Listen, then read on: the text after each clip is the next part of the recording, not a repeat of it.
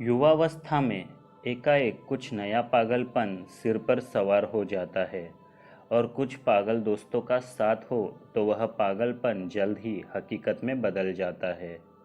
ठंड के दिन थे। एक चाइनीज़ फूड के ठेले पर बैठे बैठे गर्मा गर्म चिकन सूप और कबाब के मज़े उड़ाए जा रहे थे कि कहीं से मेरे दिमाग में नाइट ड्राइव की कल्पना ने जन्म ले लिया। मैंने दोस्तों से पूछा। वह बुधवार था। शनिवार शाम को निकलेंगे। आधी रात तक नाइट ड्राइव का मज़ा उठाते हुए शहर के बाहर तक चले जाएंगे।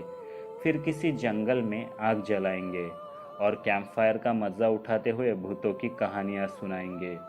मुंबई की चकाचौंध से दूर चांदनी रात में ठंड का मज़ा लेते हुए किसी नदी के किनारे पैदल घूमेंगे। इस तरीके से मज़े से रात कटेगी। रविवार की दोपहर तक घर पहुंच जाएंगे। बहुत सीधी सी योजना थी। सचिन, मंगेश और साहिल प्लान सुनते ही तैयार हो गए। जाते जाते बोरोली में रहने वाले विशाल को भी उठा लेंगे। उसके लिए ये सरप्राइज होगा। गाड़ी मंगेश लाएगा और वही चलाएगा। सब कुछ पहले से तय था। जिंदगी की पहली नाइट ड्राइव और वह भी शहर से दूर किसी जंगल में। हम सभी बेसब्री से उस शनिवार शाम का इंतज़ार कर रहे थे। साहिल और मैंने काफ़ी तैयारियां भी की। पानी की बोतलें, अलाव पर भूनकर खाने के लिए भुट्टे, कुछ फल और बाकी चीज़ें खरीदी थी। मुंबई में जिस चीज़ को पहनने का कभी मौका ही नहीं मिलता वे चीज़ें हमने पहन ली। स्वेटर्स और जैकेट्स। शाम 6 बजे तक निकलेंगे। 2-3 घंटे में ही दुर्गेश्वरी जंगल से बहने वाली नदी पर पहुंच जाएंगे। फिर आसपास की कुछ सूखी लकड़ियां जमा कर आग जलाएंगे। फिर मौज ही मौज। लेकिन असल में शनिवार रात के 8 बजे तक हम घर में ही थे। गाड़ी ही नहीं थी। मंगेश का कोई दोस्त गाड़ी लेकर लोनावला चला गया था। लौटते समय ट्रैफिक में फंस गया। लेकिन फिर भी 10 बजे तक किसी भी हालत में गाड़ी आ जाएगी ऐसा मंगेश को विश्वास था। घर बैठ बेसब्री बेकाबू हो रही थी। इसलिए हम बाहर जाकर फिर एक ठेले पर तंदूरी चिकन खाने बैठ गए। कुछ सफ़र के लिए पार्सल भी लिया। यथावकाश मंगेश और सचिन गाड़ी लेकर आ ही गए। तब तक रात के 11 बज चुके थे। हम निकले। बीच में रुककर आधी नींद में से उठाकर विशाल को भी साथ ले लिया। रिहायशी इलाका रहने तक रास्ते पर लाइटें थी। सड़क पर कुछ गाड़ियाँ थी। हमने एक पेट्रोल पंप पर गाड़ी रोक 1000 रुपयों का डीजल डलवा लिया ताकि आगे जाकर रुकना न पड़े। हाईवे से शहर के बाहर पहुंचेंगे और फिर ओंकारेश्वर के घने जंगल से गुजरते हुए दुर्गेश्वरी मंदिर तक पहुंच जाएंगे ऐसा तय हुआ था। जल्द ही गाड़ी जंगल के पथरीले रास्ते पर चलने लगी। अब जगमगाते दियों की रोशनी नहीं थी। सड़क पर कोई दूसरी गाड़ियां और लोग भी नहीं थे। सड़क की दोनों ओर घनी झाड़ियां थी। सड़क पर मील के पत्थर, गांव के नाम बताने वाले बोर्ड्स, कुछ भी नहीं था। क्या हम सही रास्ते जा रहे हैं? किसी को पूछे भी तो कैसे? सड़क पर तो कोई था ही नहीं। सिर्फ घना अंधेरा और डरावना जंगल। ठंड की वजह से अब गाड़ी की खिड़कियों पर शबनम जमा होने लगी थी। पहले तो काफ़ी जोश में हंसते गाते सफ़र का मज़ा लेने वाले हम सभी उस अज्ञात की ओर बढ़ते रास्ते को देखकर अब खामोश हो गए थे। गाड़ी की हेडलाइट्स अब जितनी रोशनी दिखा सकती है सिर्फ उतना ही हम देख सकते थे। लेकिन हर मोड़ के बाद वही रास्ता, वही झाड़ी और वही हम। आसपास ना कोई घर ना दुकान। हमने फ़ोन पर मैप देखा। हम सही जा रहे थे। लेकिन गाड़ी अच्छी खासी स्पीड से चलने के बावजूद भी वह रास्ता ख़त्म होने का नाम ही नहीं ले रहा था। रात के 1:30 बज चुके थे। गाड़ी रोककर नीचे उतरे क्या? देखे कहाँ पर है? सचिन ने सुझाव दिया। पागल है क्या बे?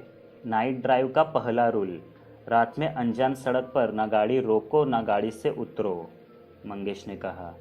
हाँ, वैसे भी रास्ता ख़त्म होने पर कहीं ना कहीं तो पहुंचना ही है, विशाल ने अधखुली आंखों से देखकर कहा। और रास्ता ख़त्म ही ना हो तो? साहिल ने पूछा। किसकी प्लानिंग थी यह? सालों तुम लोग कभी एक काम ठीक से नहीं कर सकते।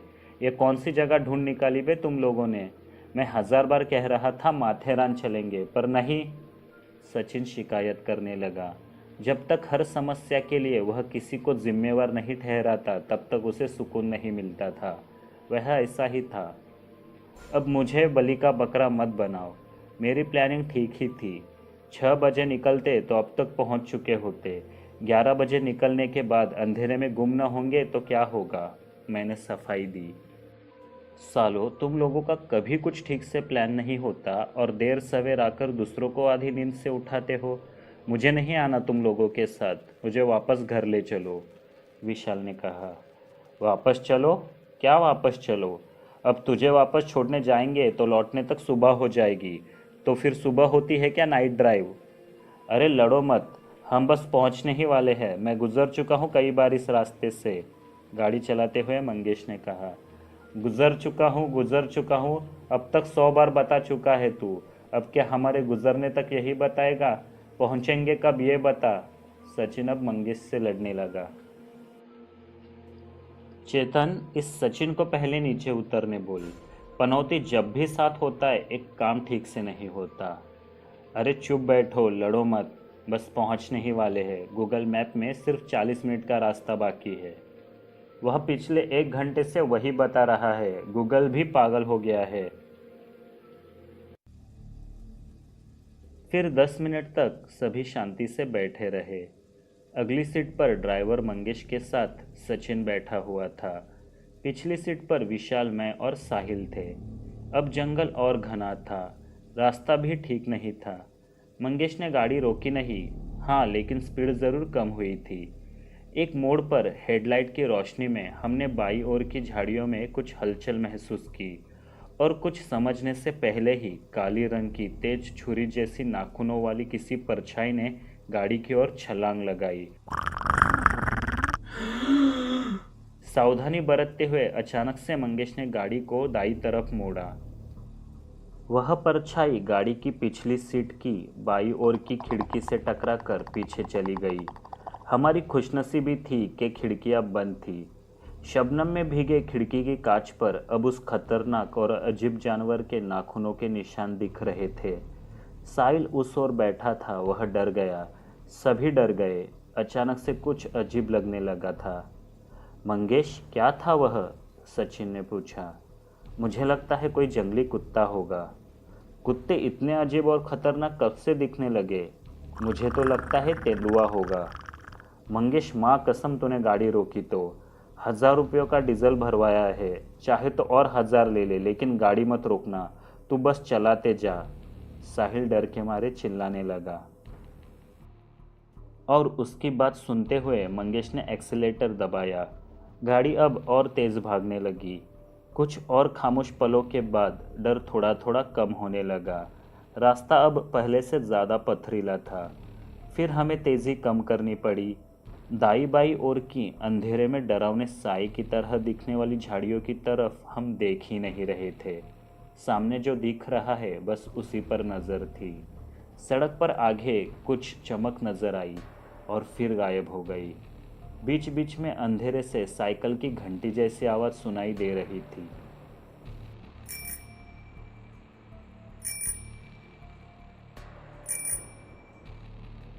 हाँ, आखिरकार कोई तो है इस रास्ते पर, विशाल ने कहा। मंगेश, गाड़ी रोकना तो ज़रा। पूछेंगे उससे आखिर कहाँ पर पहुँचे हैं हम। अरे हाँ, लेकिन उसे पास तो आने दो। गाड़ी चली जा रही थी। सड़क पर झुकी पेड़ों की टहनियों से छानकर आने वाली चांदनी में उस साइकिल का स्टील का हैंडल भी चमकता हुआ सा दिखने लगा।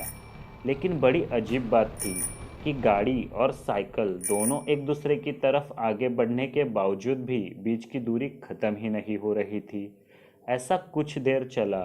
फिर आखिरकार वह साइकिल हेडलाइट की रोशनी में आ ही गई। पर उसे देख हम सभी भीतर तक कांप गए। एक पुरानी जंग लगी साइकिल पर एक आदमी बेजान सा बैठा हुआ था। उसका चेहरा लाश सा मुरझाया था और आंखें बड़ी बड़ी डरावनी दिख रही थी। वह इस तरीके से उस साइकिल के पैडल्स मार रहा था मानो कोई मुर्दा ही साइकिल चला रहा हो। उसने हमारी ओर झांका तक नहीं। सिर्फ हम ही उसे गाड़ी की बगल से निकलकर पीछे के अंधेरे में गुम होने तक देख रहे थे। अब ये क्या भूतियापा है?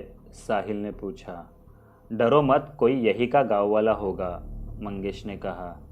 गांव वाले रात 2 बजे बिना दिए की टूटी फूटी साइकिल पर मुर्दों की तरह नहीं घुमा करते मंगेश। शायद गर्मी से परेशान होकर टहलने निकला होगा। गर्मी? बाहर तो कड़ाके की ठंड है बे, पसीना तो तुझे छूट रहा है डर के मारे। चाहे जो भी हो, ना यह गाड़ी कहीं रुकेगी ना ही मैं गाड़ी से उतरूंगा। मंगेश, मैंने 1000 रुपयों का डीजल डलवाया है, अब यह गाड़ी सिर्फ सुबह होने के बाद ही रुकेगी। साहिल रोने लगा। हाँ, मैं भी डरा हुआ हूँ, छूट रहा है मुझे पसीना। झूठ क्यों बोलूँ? ऐसी कई वारदातें होती है हम ड्राइवरों के साथ, डरावने रास्तों पर खुनी जंगलों से गुजरते हुए, मंगेश ने कहा। मतलब तेरे साथ ऐसा कुछ पहले भी हुआ है क्या? विशाल ने पूछा। हाँ, 5-6 साल हुए होंगे। अपने परिवार को गांव छोड़कर किसी काम से रात को अकेले गाड़ी लेकर शहर की तरफ चल पड़ा। चिपलून के पास हाईवे पर बच्चे को गोद लिए खड़ी एक औरत ने गाड़ी को हाथ दिखाया। मुझे भी दया आई, मैंने गाड़ी स्लो की, लेकिन उसी वक्त मुझे दूसरे ड्राइवरों की डरावने किस्से याद आए। रात बेरात किसी अनजान को लिफ्ट देना जानलेवा भी हो सकता है। मैंने फिर से गाड़ी तेज़ की और उसके करीब से गुजरा। साइड मिरर में देखा तो पीछे कोई नहीं था।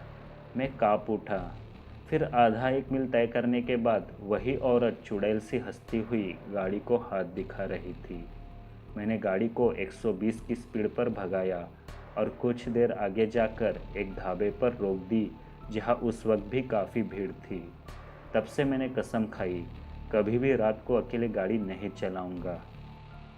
हम तो पहले से डरे हुए थे, अब इस कहानी को सुनकर तो हमारी रूह भी कांपने लगी।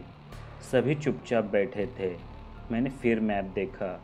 अब दुर्गेश्वरी मंदिर सिर्फ 10 मिनट की दूरी पर था। रास्ता भी सही जा रहा था और इस वक्त किसी और डरावनी घटना को अनुभव किए बिना ही हम दुर्गेश्वरी गांव पहुंच गए। पूरा गांव उस समय ठंड की सुहावनी नींद ले रहा था। दुकानें बंद थी। जंगल जाकर रात बिताने का साहस अब किसी में नहीं था। सड़क पर कुछ जगह बेजान से जलते हुए स्ट्रीट लाइट्स थे। उन्हें देखकर हमें थोड़ी राहत मिली। हमने गाड़ी रोकी। पहले कौन नीचे उतरे, इस पर थोड़ी बहस हुई और यह तय हुआ कि सभी साथ ही उतरे। गाड़ी से कुछ 100 कदम की दूरी पर एक विशाल बरगद का पेड़ था। उसकी शाखाएं उस अंधेरे में मानो किसी राक्षस के हाथों जैसी लग रही थी। जैसे ही हम करीब गए, पूरा पेड़ ही जोरों से हिलने लगा, जैसे किसी तूफान ने उसे झंझोड़ा हो। बस अब सिर्फ यही देखना बाकी था। चलो गाड़ी में बैठकर वापस चलते हैं, विशाल घबराया। शायद हवा से हिल रहा होगा। हवा से? तो सिर्फ एक ही पेड़ क्यों हिल रहा है? वहाँ पर एक स्ट्रीट लाइट थी, इसलिए हम थोड़ी सी हिम्मत जुटाकर उस तरफ पहुँचे। ऊपर देखा तो पता चला कि उस पेड़ पर चमगादड़ों की एक बड़ी बस्ती थी। हमारे जाने से वे अस्वस्थ होकर बिलबिला रहे थे। हम तेज़ी से पीछे लौटे। एक बंद लॉज के दरवाजे पर हमने दस्तक दी। बहुत देर के बाद उबासी लेते हुए एक आदमी ने दरवाज़ा खोला। क्या है? उसने बंद आंखों से पूछा। आज रात के लिए एक कमरा चाहिए, कल सुबह निकल जाएंगे, मैंने कहा। आज शनिवार है, सभी कमरे फुल है और वैसे भी इस वक्त आपको कोई भी कमरा नहीं देगा। तो फिर हम कहाँ जाए? सचिन ने पूछा। आप लोग ऐसा कीजिए, किनारे पर चले जाइए, वहाँ गर्म पानी के कुंड है। रात भर कुछ लोग वहाँ रहते ही हैं। चाय, कॉफ़ी और खान पान के कुछ ठेले भी हैं। शायद इस वक्त भी शुरू होंगे। आपके रात भर बैठने का इंतज़ाम वहीं पर हो जाएगा। उस भले आदमी को धन्यवाद देकर हमने फिर गाड़ी स्टार्ट की। मंदिर से कुछ ही दूरी पर सड़क से नीचे घनी झाड़ियों के पीछे किनारे से छूकर ही कुछ दिए जलते हुए दिखने लगे। गाड़ी वहां तक नहीं जा सकती थी, तो सड़क पर ही गाड़ी एक अच्छी जगह खड़ी कर हम किनारे तक पैदल पहुंचे। इस वक्त भी उस गर्म पानी के कुंडों पर 5-6 लोग बैठे हुए थे। किनारे पर ही घास की झोपड़ी जैसे लगने वाले 2 ठेले थे। वहाँ रात बेरात आने वाले हम जैसे मेहमानों के लिए चाय पानी, कोल्ड ड्रिंक्स और नाश्ते का प्रबंध था। बरसात का मौसम गुजर कर 3-4 महीने हो चुके थे। नदी अब काफ़ी सूख चुकी थी, तो उसी सूखे किनारे पर ठेले वालों ने चारपाई डाल दी थी, जहाँ पर हम आराम से बैठकर कैंप फायर का मज़ा ले सकते थे। वहाँ से नदी भी इतनी करीब थी कि बहते पानी की आवाज़ हम साफ सुन सकते थे। यह सब देखकर तो हम खुशी से झूम उठे।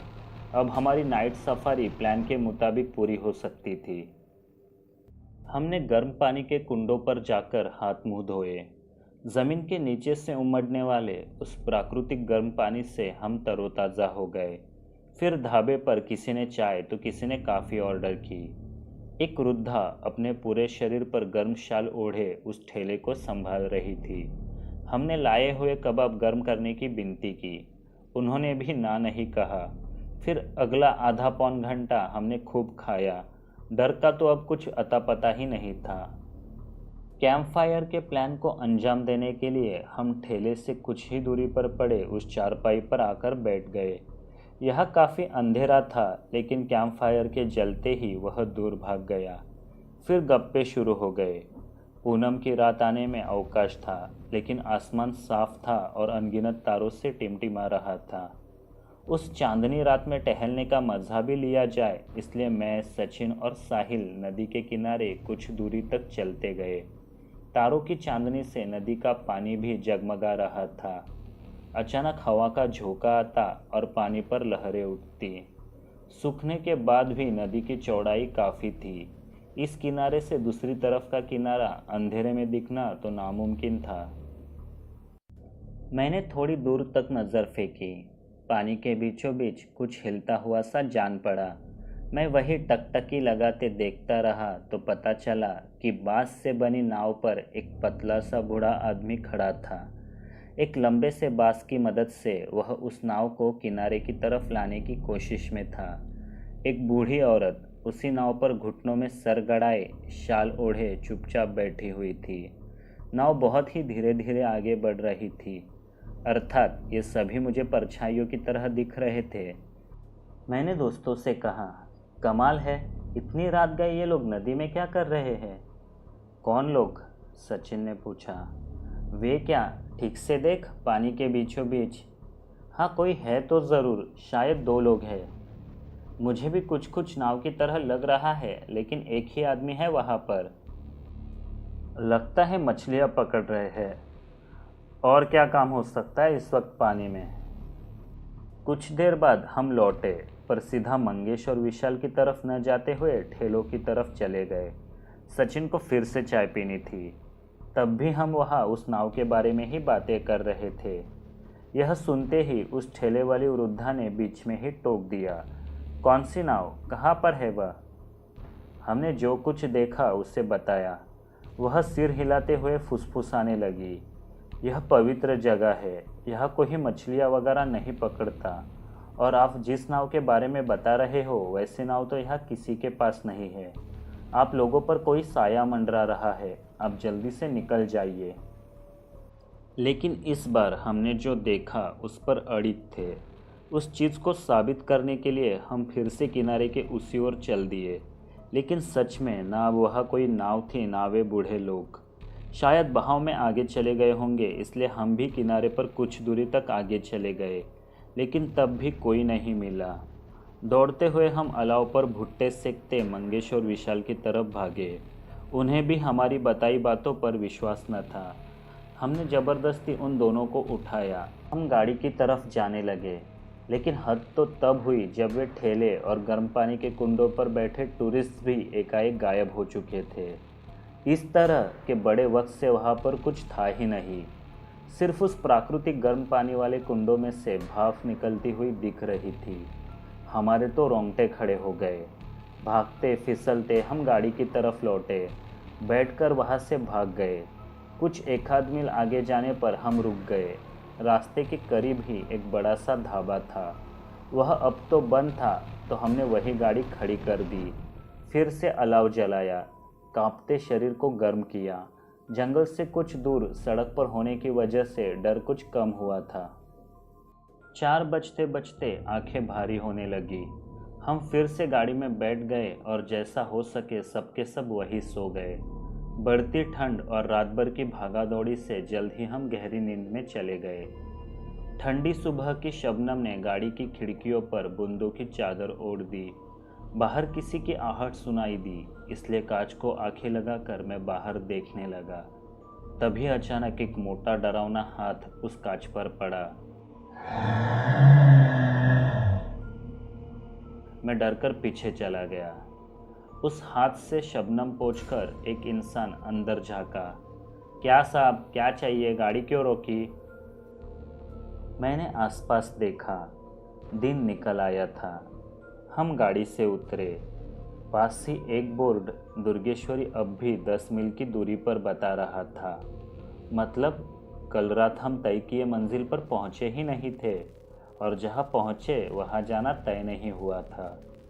लेकिन डरावनी काली रात अब बीत चुकी थी।